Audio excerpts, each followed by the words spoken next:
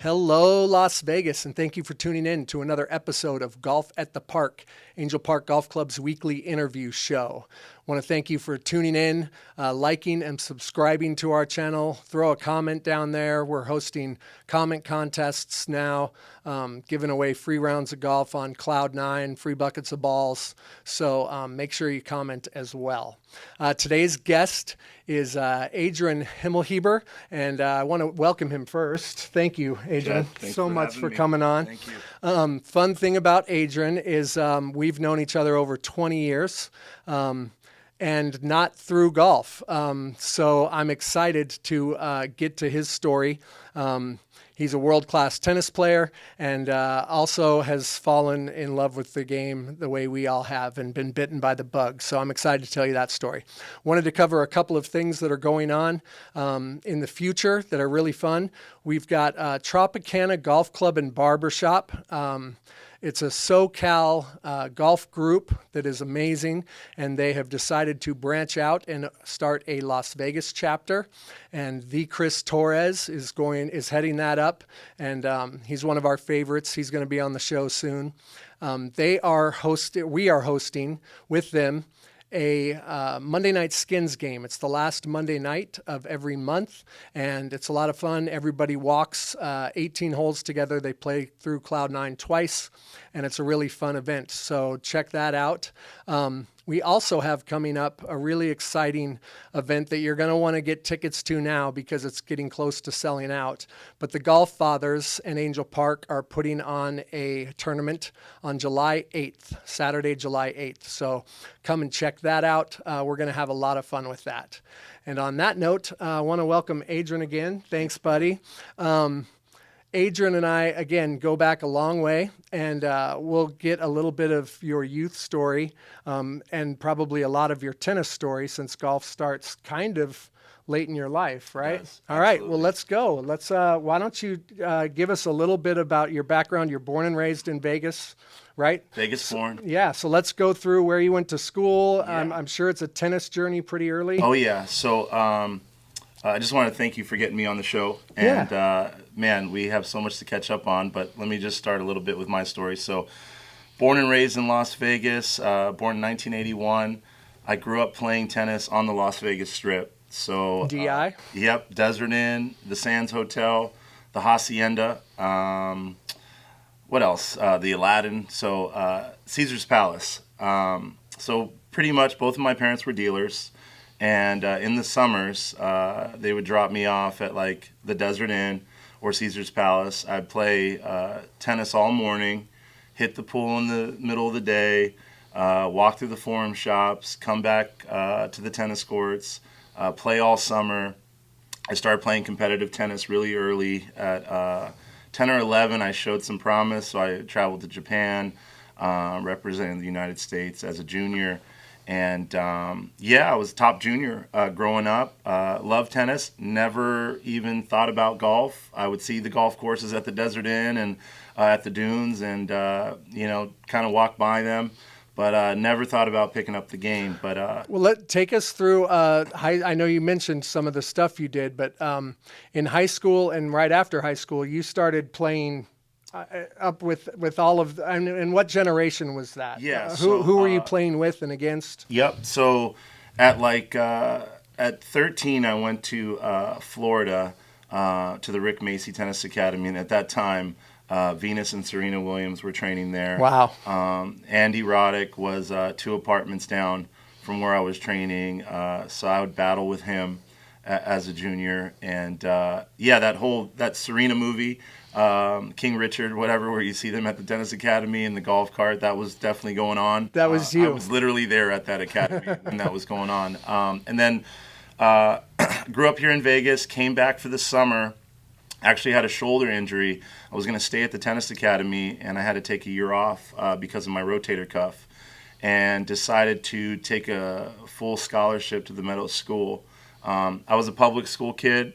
So that was a bit of a transition. So you went to Meadows High. I went to Meadows High School here in Las Vegas, and my senior year I was their state champion. So I won the 4A state championship, went 96-0 my senior year, and then I got offers to Loyola Marymount University in Venice Beach or Marina del Rey, USD, and How'd that go? I did not take the offers. I ended up staying in Las Vegas because I fell in love with the girl, and I fell in love with punk rock music. So That's where we met. And we can go into a little bit about that because it takes you momentarily away from your first love. it did.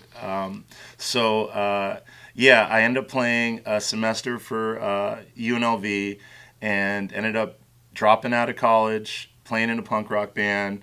I was lead singer of a band, and we played many shows together. Yep, Old Hunters a lot of days, fun. Right when we were both starting. Yeah, it was great. My first memory of you is you picking up one of our demo tapes at the Mirage. I was parking cars at the Mirage Valet, and I'm parking a car, and just so happens to be playing this tape that was very clearly recorded. It was a garage band recording of a cassette tape, but I ejected it, and I noticed that it was labeled and that they were local. They were local kids in a punk band, and I was doing the same thing.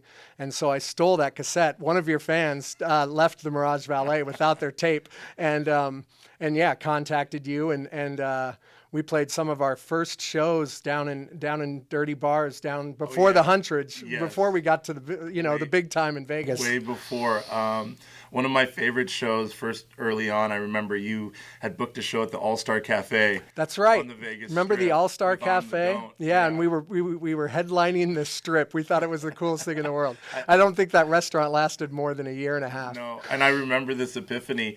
I'm playing punk rock music, and I'm seeing like an autographed like Wimbledon or U.S. Open Andre Agassi like tennis outfit, and I'm going, man, all right, I gave up tennis, and here I am playing at the All-Star Cafe playing punk rock. That's hilarious. So how do you get back into tennis? So about 2.5 years into playing in that band after high school, which I started the band like my freshman or sophomore year, but our drummer wanted us all to move to Boston and go to Berklee College of Music. That was the original plan. And then we kind of backed out of that. And then my guitarist, Mike Francis. Famous DJ now. Yep, he's the resident DJ at like Omnia and Tao and all of that. But he's like, let's go to LA because that's where all the bands are making it. I'm going to go to USC. I'm going to study music. And I almost went, and then at the last second, I got a call from my former tennis coach, and I was working at the House of Blues, making like $8.25 an hour. And he's like, "Do you want to? I know you're like done with tennis, but do you want to come to the country club and teach tennis lessons for $40 an hour?" And I'm like, $40 an hour?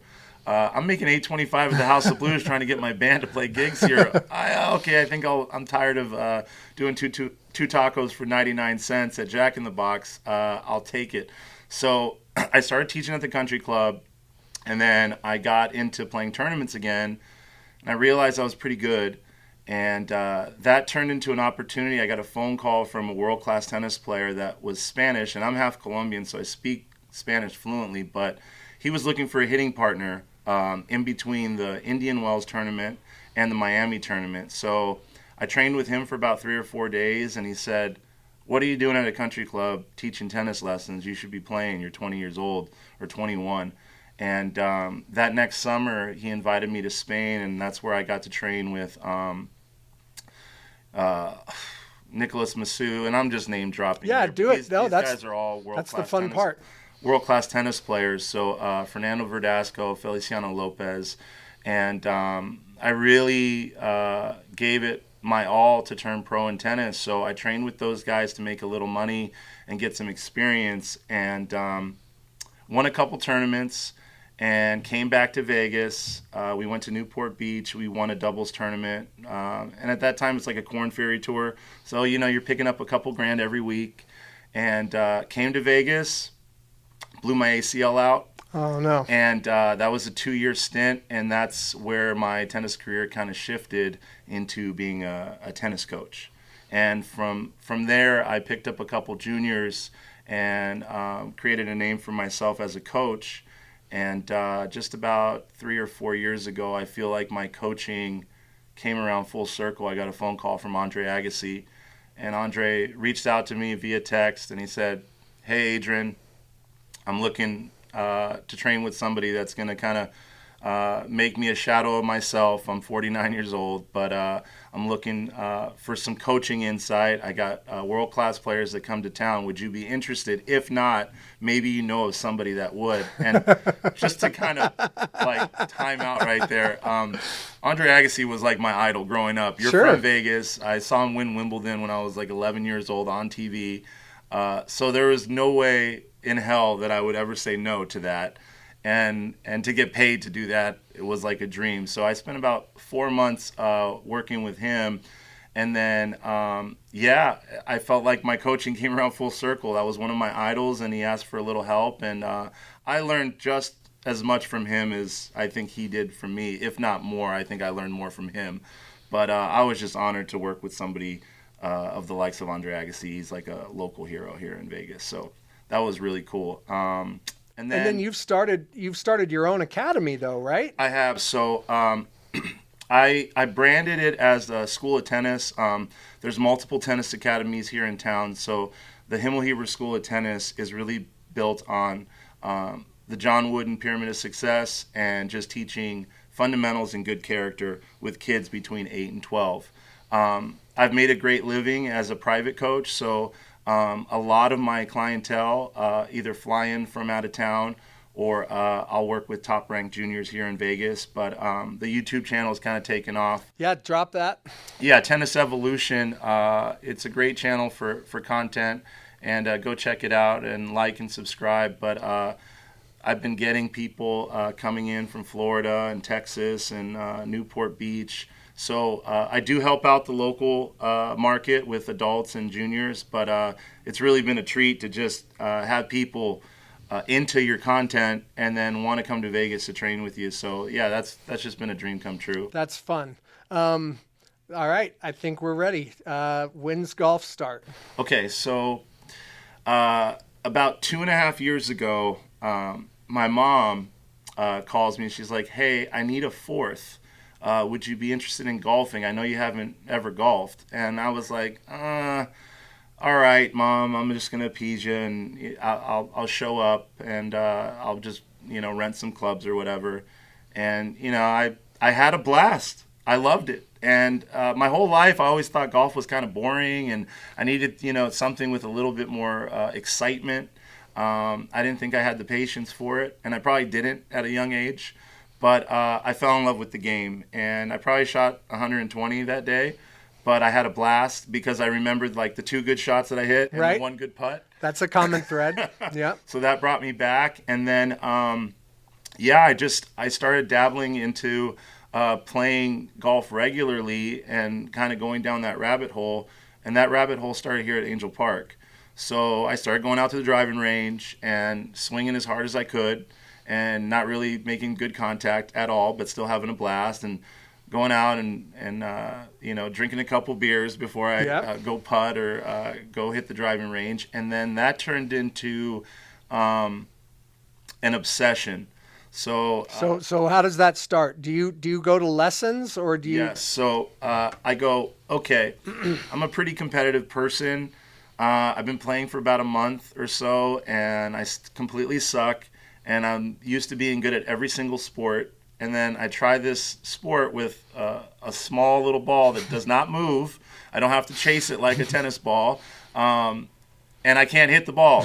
So I ended up going down that rabbit hole, practicing golf. I found through a mutual friend, a guy named Sean, and he was the top golf. Let's drop Sean. Yeah, Sean. Sean, if I hack your name, please don't kill me. But Sean Solanovic, and you're at 5 Iron Golf now at Area 15. But he's the guy that really changed the way I looked at golf, because I actually got way better with him. And then that turned into my wife getting pregnant, and we're about to expect our daughter. She just turned 2. Congratulations. Thank you so much. But my in-laws, they go to me and they're like, "Well, you're obsessed with golf, you're playing every single day. That's going to change when your daughter's born. So competitive me is like, I'm still going to play golf. So what did I do? I built a golf simulator in my garage. This is awesome. I love it. So I built a golf simulator in my garage. My daughter's like in a crib. I take her out to the garage. If I'm changing her diapers or if I'm feeding her, I'm still hitting balls. And that's turned into her like watching me hit golf balls every day now in the golf sim and wanting to play golf. So hopefully I get her involved in golf. You've gotten really good in the last couple of years. I mean, you can play already. So I'm shooting mid 80s. My lowest score has been like maybe an 82. And I want to say something funny that I used to dread the mountain course here. And I remember first golfing going, man, the greens are impossible. This course, I'm in the lake every other shot. To like loving the mountain course, and it's one of my favorite courses in town. I absolutely love Angel Park, but the mountain course just has a special place for me because I used to dread it, and now I look forward to playing the mountain course. But yeah. Well, let's talk about some, because I know you're local, and I know I see you through social media. He's great on social media. Follow Adrin. Drop your tag because it's a tennis tag. Yeah, Himmelheber Tennis at Instagram. Have a Facebook account too, but definitely follow me on Instagram or Twitter, Himmelheber Tennis. Yeah, and you'll also be able to find it just through our channel. Really easy. If you just go like Himmel, it should pop right up. Himmelheber is kind of a tongue twister, but yeah, you should have no problem finding it. Perfect. So let's talk about not how many courses, because you've played most of them in town. Let's just talk about a couple of your favorites.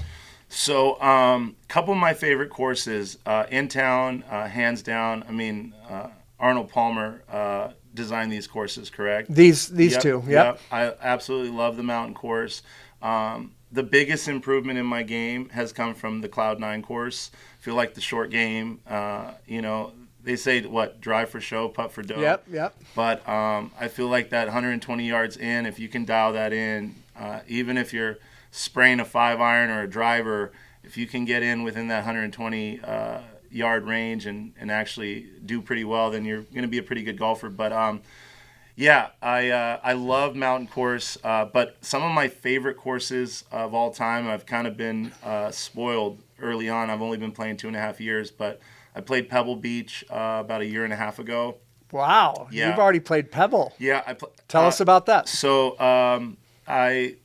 I never thought in a million years I'd be playing Pebble Beach, but a longtime friend of mine branched out from Vegas to Pebble Beach to be the GM for one of the restaurants. So he told me they had like a friends and family, so he invited me out there. I said, I'll take it. My wife's pregnant. Probably a week before she gave birth, I go, honey, we're going on a baby moon. My buddy set up Pebble Beach. We got to go. Baby moon. Yeah. I love that. My wife, I mean, God bless her. I love her to death. She puts up with me, but she went along for the ride. And we went to Pebble Beach, and I played golf. I played Spyglass and the links, and it was an amazing experience. I sucked back then, and that course is extremely hard. Brutal. But the views and the ocean, it made me fall in love with golf even more. Some of the other courses that I played, I would say, you know what? I played Wolf Creek in Mesquite. Many favorites. Yes, yeah. So that's an awesome course. And then about 2-3 weeks ago, I played my first courses in St. George, Utah.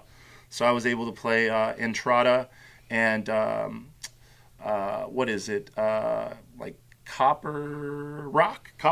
Yeah, in Hurricane, Utah. But they've got to be like in my top 5 for sure. Pretty golf courses there. But I played every course in town. So, but this is my home course. I love it. I just love the atmosphere, and you get people that have never played golf, but you also you see some really good golfers out here, and the vibe here at Angel Park, hands down my favorite. So this is still one of my favorite courses. I love that. So let's talk about clubs. I'm sure that you've had a golf club journey because you were renting clubs the first time you started. Yes. So I had a friend give me a hand-me-down like Cleveland iron set. So I did that for like the first 6 months, and then I realized how much my back hurt from golfing. and I'm 6'2", and I was playing with standard clubs, so I'm like, hunched over trying to swing, and I got fitted. So right now I'm playing with the hot metals, the Mizunos, and I tried out a bunch of different woods and drivers, and I'm playing with the pings right now. I got the G425, so I've got those as my woods, and custom fitted golf clubs made a huge difference for me just because of my height. But Sure. I love them. It made a huge difference in my game, and I putt with Scotty Cameron Phantom. And I know, like, I sound really bougie right now, but they got me hook, line, and sinker on the gear. I was just I would, especially like golfing early on, I was willing to do anything it took to be a better golfer. Sure, So to get the best equipment. Yeah, that's how they got me. yeah, that's awesome. What are some of your least favorite things about golf? You've fallen in love with it so much, you might not have any, but is there anything that you would change about the game? Great question. So at first I would have said like the pace of it, because going out there and dedicating 4 hours on a Sunday or on a day off seems like a lot. I've made that transition, though, to actually enjoying it. But if I could change one thing about golf, it would be the expectation level, because when I first started playing golf, I expected perfection.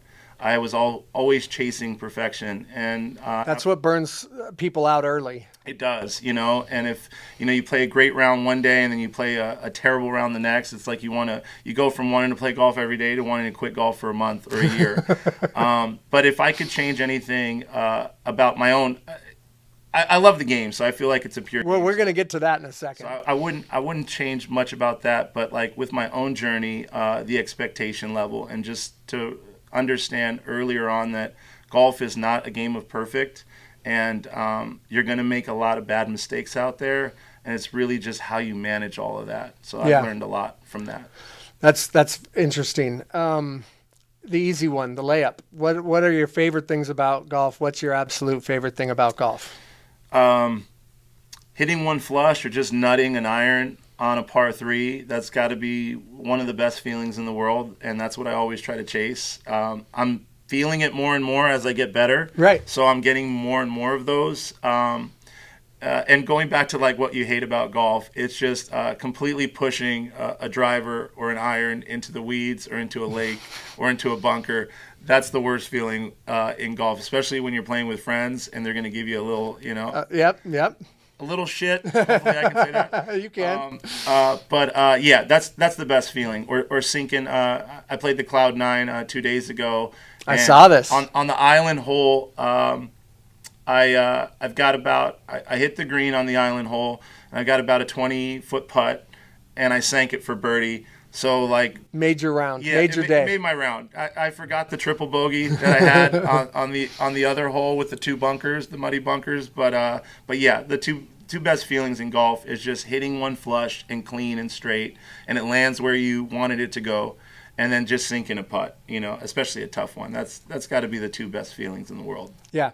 Why don't you, going back to your tennis, one of the things that I'm always interested in is basketball players, baseball players, and I don't think I've ever heard a tennis player come up with the analogies or the similarities or the differences, especially someone who is as skilled as you are in tennis. Compare the two. Do you ever do that in your head? I do. So, as you know, I'm an avid sports fan. So, as a tennis coach, I see so many similarities in every other sport. Not just the mental side, but the technical, tactical, movement and fitness, mental and focus. So as a high-performance tennis coach, I'm always looking at those other games in similar ways and seeing similarities within the game. So watching a hockey game or watching an NBA playoff game, I'm always chasing the You're X's studying, and O's. yeah. I really am, and I feel like that only makes me a better tennis coach. But tennis is a hard game, hence why a lot of people are playing pickleball. It's very social, but I'm not going to talk about pickleball. I'm going to talk about tennis. That's a whole other podcast. That's interesting. Yeah. Because I'm a tennis purist. But with the other sports, I feel like, because I've had, and I didn't mention this earlier, but I was at the Cosmopolitan for 10 years as their resident tennis professional. There's two secret courts on the 14th floor, but I would run into a lot of celebrities and former pro athletes.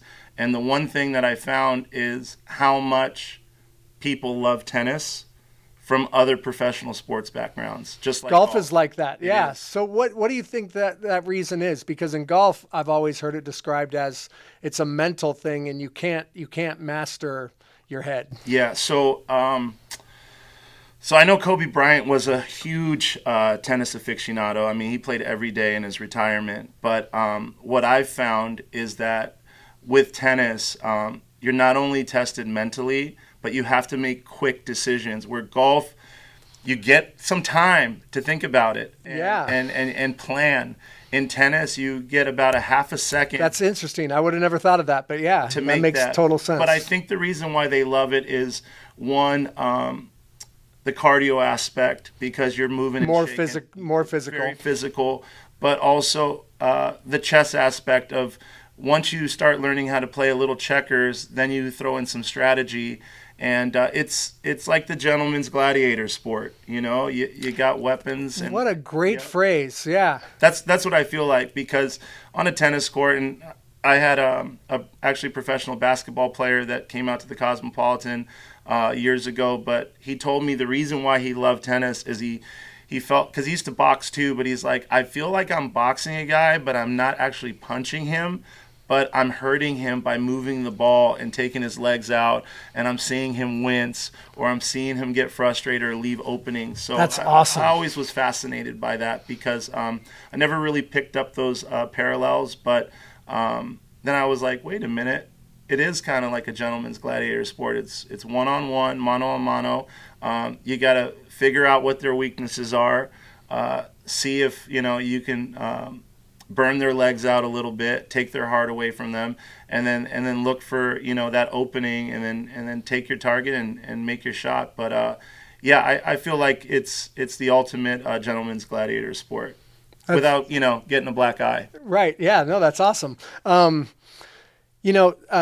wasn't prepared to ask this question until we just shook hands this morning, or hugged this morning, because we hadn't seen each other in a while. But you said to me, man, I can't wait to talk to you and do this show because golf saved my life. And that kind of I've been thinking about that for the last hour. Why don't you tell me a little bit about that? Absolutely. So the reason it's like saved my life or changed my life is my perspective on all the challenges that come to me outside of tennis or outside of golf. And golf has helped me to plan and prepare for anything that's coming. Which is that analogy again. You have more time to plan and prepare your decisions on the golf course, and that's helped you learn how to do that in life? Yes. So when I first started playing golf, and I'm a high-performance coach, I'm always working on the mental and focus aspect, but I found myself doing the complete opposite when I played golf. So here I am, kind of like Zen, tennis coach, trust the process, plan your shots. And then I go out there, and by like the third or fourth hole, I start blowing everything up, and I start talking to myself negatively, and then I start thinking negatively, and I start saying, well, I just, triple bogeyed this hole. This is going to be a horrible round today. And then I would finish a couple of those rounds, and I would go to myself, I'd go like, what the heck am I saying? I'm saying the complete opposite. But in the way it saved my life is, one, when I'm out there 1 or 2 days a week for 4 or 5 hours at a time, I am focused on, performing on the golf course. But it's helped my mental side so much that every aspect of my life, I feel like I have that approach to everything I do now, and golf has made that better. So I've had some challenges the last couple of years. COVID, right? Sure. So when I say save my life, COVID, everything was shut down. They were even locking up tennis courts, and golf was really the only game that you can play. So I didn't really mention that, but that's when I started playing all the time because there was nothing to do. That's a very common theme with new golfers was COVID. Yeah. So the mental health aspect of it, I felt like I could have gone to a really dark place, and golf saved my life in that aspect because it gave me some hope that I could actually do something and enjoy it. Where we were all cooped up and caged in for quite a while here in Vegas, and the Strip was closed down, and first time in my life I ever saw the Strip completely empty. It was wild, right? It felt like a little Walking Dead / Contagion or Yeah. Contagion or whatever. But that's where I really feel like it saved my life. Where maybe, and I've had friends that went to a dark place during that COVID, and I feel like if it wasn't for golf, my life could have been a little different right now. So thank you, golf. I Wow, that's appreciate it. That's one of the coolest things that's been on this show yet. I think that's rad. And I love you, brother. Thank you for coming on. I love you too, man. All right. Wow. We're going to do our par 5, which are the same 5 questions we ask every guest at the end of the show to see what different kind of answers we come up with. So are you ready? I'm ready. All right. Question number 1. What's your favorite golf movie? The greatest game ever played. I don't know if you've seen it. Sure. Absolutely. I didn't even know about it until about a month ago, and I could not sit through that movie without shedding a couple tears and relating to the protagonist in the story. I think Shia LaBeouf, when he was really young, played that role. Yes, he did. But some of the key things that just really struck me is even though playing tennis, I grew up kind of around the country clubs. My parents were blue collar and 2 casino dealers. So because I was great at tennis, I was able to play at those clubs. But seeing that movie and how golf has even changed more since Tiger Woods came on the scene. Which It's had a couple evolutions, right? Tiger and then COVID have been the 2 big ones in golf. But true story, right, on Kwame. But he didn't grow up playing at the country club, and he was a great golfer, but he wasn't in the certain crowd or the elites, and they looked down on him. But to see his journey during that movie, and that everything is possible if you just love something, there's just so much to take from it. So greatest game ever played. Highly recommend it. Yeah, And, that's the second or third time it's been brought up, and classic movie. And because again, it's a true story is probably the most interesting and fun part about it. As a golfer, you feel what he went through too, Yeah. and then all the adversity that he had to overcome. But then it comes around full circle because the whole country was behind him when he made that final round. Yeah. Just go see it. It's so great. Question number 2: what's your favorite club in your bag and why? Great question. So I mentioned the custom hot metals, Mizunos, right? They're not my favorite clubs. I love them. Don't get me wrong. They've helped my game a ton. But my favorite club in my bag is my Cleveland 52. We get a lot of wedges. So my wedge, and that's an eBay special. That's my rock club. That's my go-to club. If there was... so your favorite club you'll use in the rocks. I will. That's how much you depend on it. So it was a used club. I paid $22 for it on eBay, and it's my favorite club in the bag, and it's the one I can rely on the most. It's like my 105 to 95 range, or it's my rock club. It's pretty beat up, but if there was one club that I had to put my life on, it would be that one. It's my favorite club, and it's the cheapest club in my bag, and I absolutely love it. That's so good. Question number 3: if you could have a dream foursome, so you get to play golf with any 3 people, alive or dead, who would you play with? And bonus question: where would you play? That's a great question. I'm going to think about it for 2 seconds. Yeah. But I know about half of the people in that foursome right now off the top of my head. But I'm going to say this right now. Tiger Woods, okay, Arnold Palmer, and I know you're a Broncos fan, Derek Carr. I want to go toe-to-toe against him because he's a pretty good golfer. Well, we've had a long history of you being a Raider fan and me being a Bronco fan, so I take no offense. Derek Carr is, I think, the only Raider that I wish Denver would have gotten. I remember that draft, and I remember thinking, I wish we would have gotten that player. Yep. Yeah. Great guy, too, right? Yeah, great guy. Derek Carr for sure, and even though he's no longer with us, but yeah, we would. Jed and I would slide text to each other, just jabbing each other on Sundays for 20 years now. For 20 years we've been doing that. But yeah, Arnold Palmer, just because I really identify with his swing. Early on, I was told by my first couple golf lessons, you want to wrap it around your head, and my golf swing is like a swashbuckler swing. Like I just extend the arm, I finish up. I remember like going down the rabbit hole and being told like, yeah, you want to feel like the club touch the back of your head, and I'm like, man, I'm 6'2", I'm pretty stiff. I've played like about 35 years of tennis. Like my hips don't open up that way. And then Arnold Palmer gave me hope. So, that's great. So yeah, and then Tiger Woods, of course, because he's Tiger Woods. From the shots that he's made at the Masters to the type of impact that he's had on the game, hands down, I would just love to just hear him chirp or give me feedback on a good swing or a bad swing. Yeah, Tiger comes up the most. Yeah. Yep, yeah. Fun. I'm interested in this one because we have a long history of a lot of things, but one of those being drinking together. What's your aiming fluid on the golf course? So, great question. And I'm going to kind of tie this into when I first started playing golf.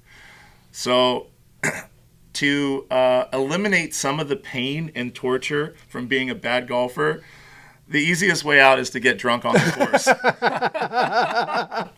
So my golf journey started not when I go out with my mom, even though I would like try to sneak in like a fireball shot or something.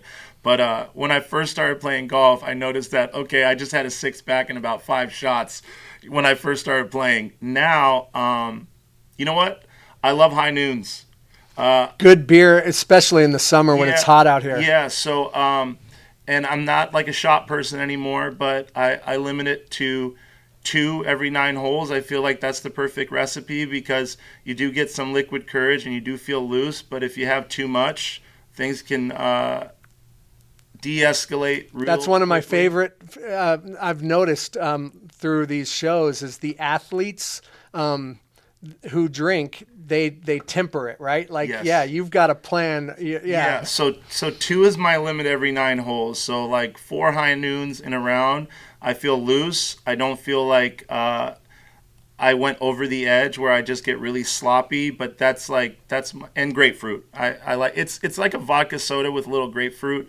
But 2's my limit per 9 holes, and that's like the formula that I use. If I go above that, I feel great, but then I start just really ducking some shots. So high noons, grapefruit, and I don't do more than 4 every 18 holes. That's a very disciplined answer. I love formula. it. Question number 5 is the moment of the show that may no longer be PG rated. And I think we already had a word or two. So we're freeform, and we're trying to let people speak with their voice. And I'm excited for this one because I don't know it, but I'm assuming through tennis you have a history, and so it's not going to be hard for you to come up with one. I'm also interested if they've changed from tennis. But when you let anger get the best of you while you're playing, is there a word or a phrase that you tend to go back to more than others? Okay, so when I first started playing golf, probably the first year and a half, last 6 months it's completely changed. But what are you doing out here? That would be like the first one that I would tell myself out loud, or you suck. And as a tennis coach, it's like I coach the complete opposite, right? Like more positivity. You're going to have a better... Right, you're not a Bobby Knight disciple. You're a John Wooden disciple. I really am. Right. And then I started seeing myself going more Bobby Knight when I played golf. In tennis, and excuse my French, but I would make the opponent my enemy. So it would be almost like if you were really nice to me and you were kicking my ass, I was okay with it. But if you started kind of jabbing, or if you were a sore winner, you woke up the sleeping bear. So I would say like F this guy, you know? Yeah, and right. I had a couple buddies that when I first started playing golf, they were way better than me.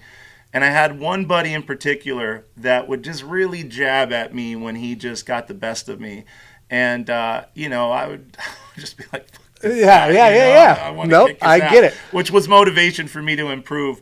But now, you said it changed. Now, like, what I really say is just focus on the next shot. And I know it sounds so like cliche, like just focus on the next shot. But I've really eliminated looking too far back or looking too far forward. You're chasing par, and then you're at like 16, 17, and then you're like, I got to do this. I got a par. I got a birdie if I want to go under 90 or under 80 or not. That's not me, by the way. Under 90 is usually where my mark is. I just want to be in the mid 80s. But